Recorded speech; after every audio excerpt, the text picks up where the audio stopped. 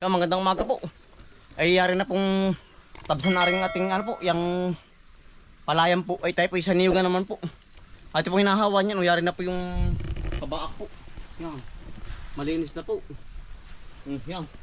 Kaya atin na pong tinira po ngayon. Gawa ng pag po at hindi hinawan ay wala po tayong anihin. Gawa ng andaga po dito titira. Kailangan po hawang-hawan po ang paligid. Pag po hindi hawanin wala po tayong anihin. Yung po sekreto natin ay para po may maani.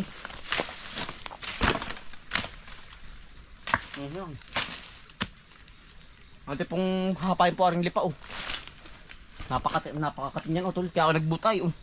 Gawa ng pag napaltikan sa mukha ng ano yan, ng dahon. Talagang yan ang katin yan.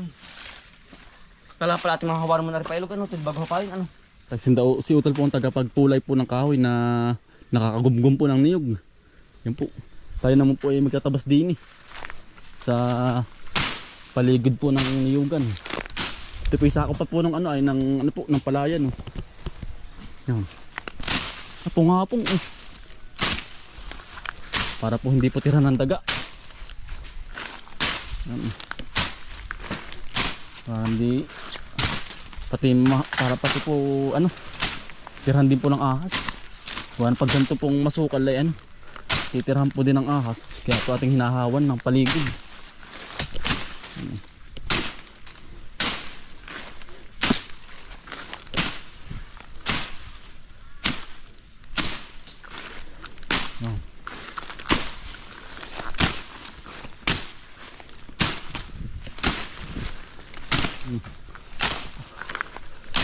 Talas. Yan.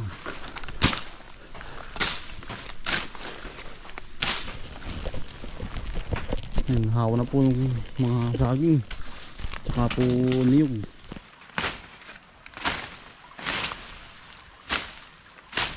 Sarap lang hinahawa na pati po niyog. Para po makahinga-hinga. Gawa nang hindi po lalaki ito pag po gantong gumgum. Mamamatay po pag hindi po hinahawan ang niyog. Kailangan palagi hawan po ang niyog para po hindi mamatay. Nasasakal po siya ng damo. Nakakambal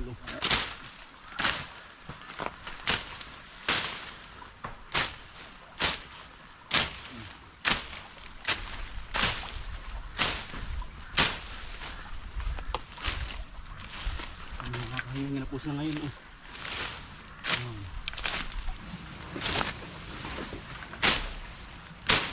Narapida ng baha. At mga hawarin yung habang kawayan. Napara ay pag naman. Yan. Takot na po ang mga daga din. Hindi pag ganito pong hawan Hindi na po paninirahan po ang daga ito. Hinahawaan ko ng ibig.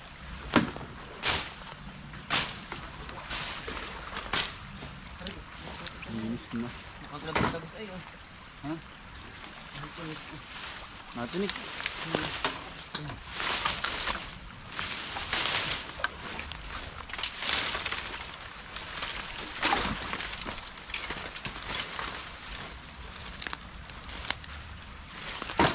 Sasakal namin pa ang niyog.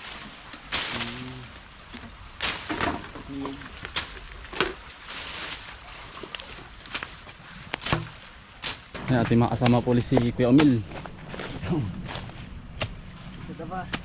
Pagtabas naman po. Namit kahapon po sa sa tubigan ngayon po sa sa niyugan naman po. Yan sukal Hindi na matitira ng daga Hawan Yan hawan na po. Itong niyugan po. Tayo naman po isa pa ilog para po kung sakaling bumaha po ay hindi po aapo po din sa kabila po. Kung hahawaan din dito. Yan bay gilid na pailog po.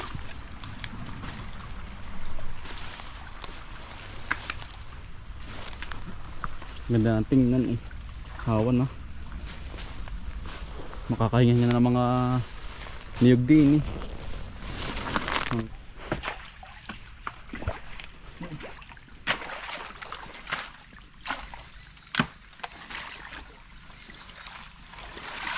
Ang kapal po ng dagmang. Huwag ko rin sa pool. Iba pong gumawa, hindi pinalil sa ilog po. Gubat. Ba, nakawain pala yun. Ang ko naman po. Dati po rin akong hawan. Nung si tatay ang nagawa. Ba ngayon 5 taon. Hindi nakatabsan po ang pailog ko ba. Talagang gubat. Hindi po makilala. Talagang ika nga igubat.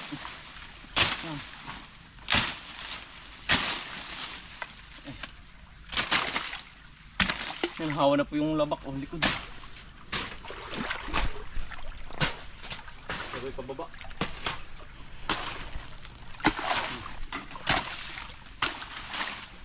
Pag po hindi hawa ni ayan po, ang baha po ay pupunta sa ating palayan. Kailangan pong pagkatungin kapal.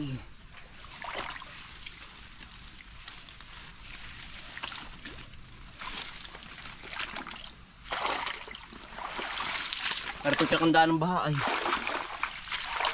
may isda o tulan. Oo. Yung itak, hanggang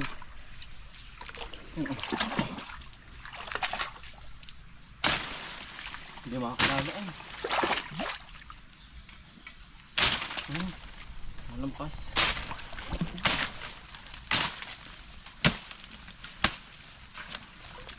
Oh.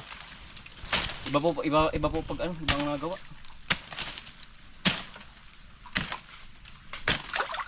Hindi malinis na ito. Kaya po pumulak. Bumara. Kailangan ko itakpa din. Kawain.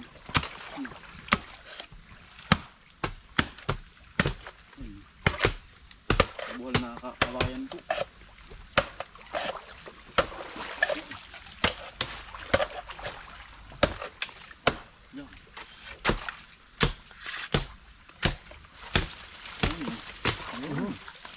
Hindi madali-dali kanina. Mga bato. Yan dahil pati piniyog na pumalit.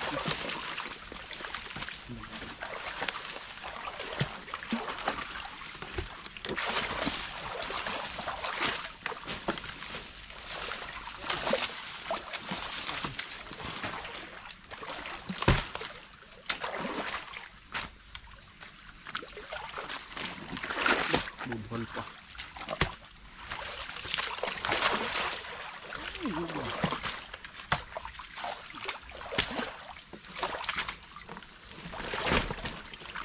Sobrang tagal na rin po at hindi nalilinis eh. Palay po lak po. Ibar. Ng kawayan. Ginapangan na pag po ng damo. Ginapangan na rin ng baging.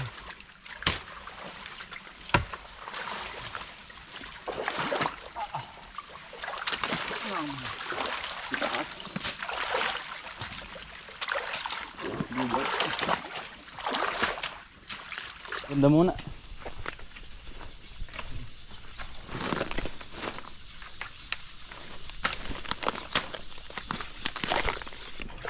Tonin. Wala. Dalawa laki. San? Lalim. Laki. Kugkug. Lalim. Ang laki. Ang bis wala. Dili sumuot. San? Ilang gabay ito? Ba? Wala mo tul. Wala na. Lalim. Wala na. Ang laki na nakabigaan. Yan. Nahawan-hawan na po. Ay po yan ang pagkasukal din. Anong dagmang po.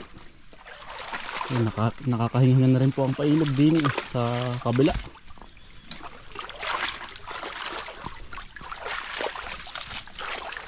Ganda na, ang lakas na ng tubig na narating. Yan po.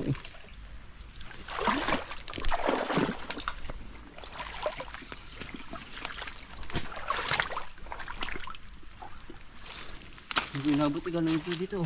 Ha? Diyan? Ano yun?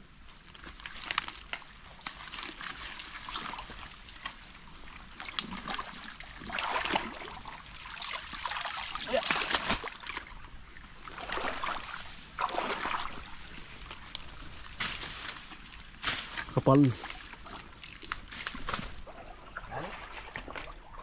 Ito yan. Pagkugutol. Ayos ito. Ito lilipat to ah. May madali. Ang daming kugkugan. Saan? Hindi na huli iba. Yan po. Wala kang kugkug po. Laki utol. Naka po. Dulas. Ano pinakakain palaka? Tilo. Bali nangyari na po itong ati pong tinatabas kanina. Oh. Yan po. Oh. Hawa na po. Tayo naman po sa baba naman po. Nadahan na po natin din. Pag pinagtulungan po natin eh. Yari na po. Tignan mo tayo sa may iba pinakambaba. Panay kawayan po sa baba naman. Yung tinatanggalan. Ating tatanggalan po. Yan panay kawayan ano.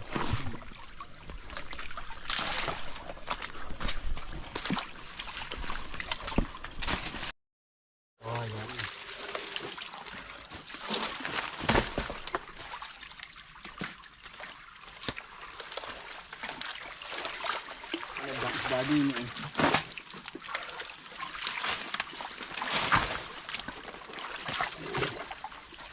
Ano?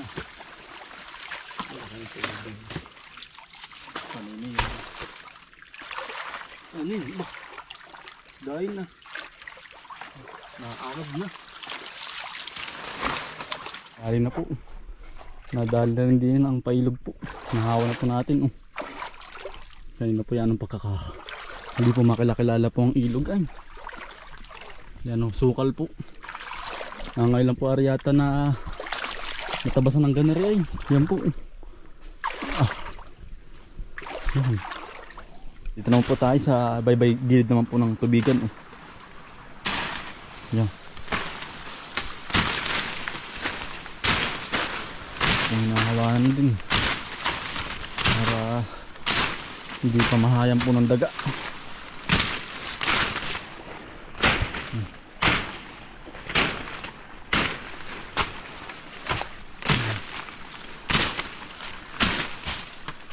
Sukalan.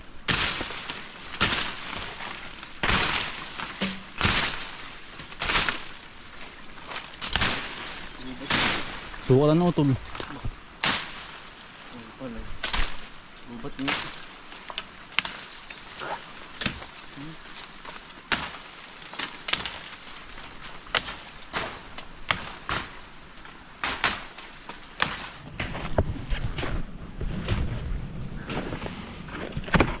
Kung hinapay na rin yung saging. Ito po yung saging damo.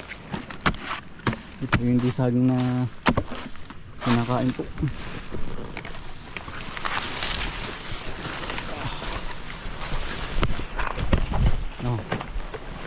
Atin pong niyalayo sa palayan. Gawa ng nakabuhal po sa palayan. Ay.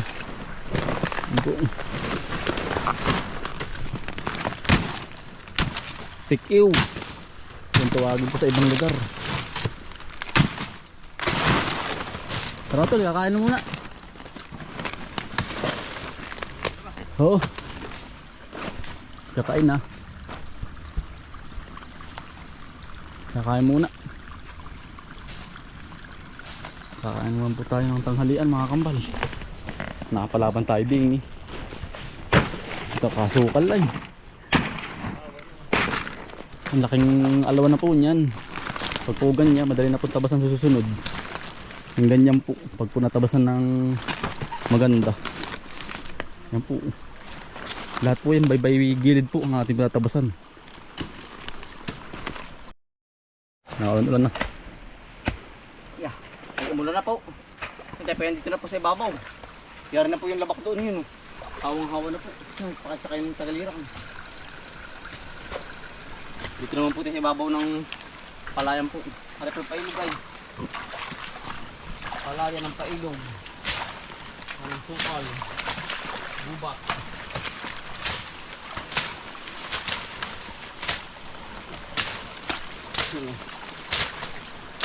Umulan po, kapag yan nagkaputi.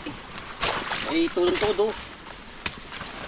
Talaga pong uyog. Ang pamato.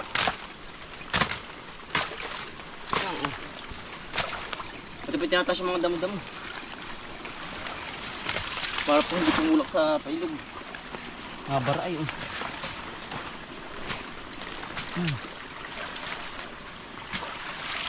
Nabara.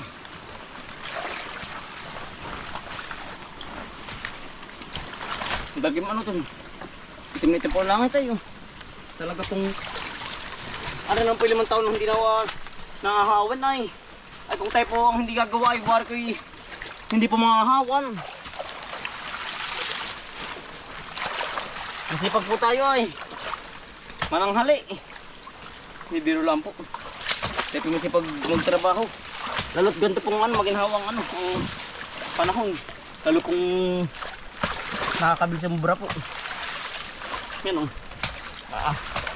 Kapal. Yan ano yun. Uy. Bangka lang. Uy. Kaya nangangkat. Yan o. Kapagkakapal. 5 years. Hindi natabsan. Talagang gubat. Yan. Aba. Talagang pati dining ha. Kapag pahinahin na ay hindi kakayanin. Bisan tubig ko tulo. Yan po ang tubig Anong laki.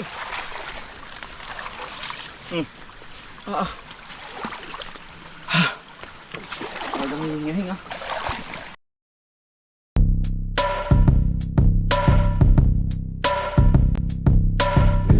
Mga kakambal, samahan natin si Bomboy at si Bombay dito sa Bomboy Vlogs. Halika na mga kakambal, samahan natin si Bomboy at si Bombay dito sa Bomboy Vlogs. Pamumuhan na nyo ulit paghahapay ng saging, pagdidilig ng mga halaman at paggamas ng kaingin. Mga alagang hayop ay mabilis nilang paramihin. Kapag merong itinanim ay merong kang aanihin. Mga diskata sa panguhuli ng isda sa tubigan. Mga dalag na nasalongga ngayon ay naglalabasan. Pagluto ng pagkain sa tanghalian at tapunan. Yan ang diskate ni Bomboy at Bombay.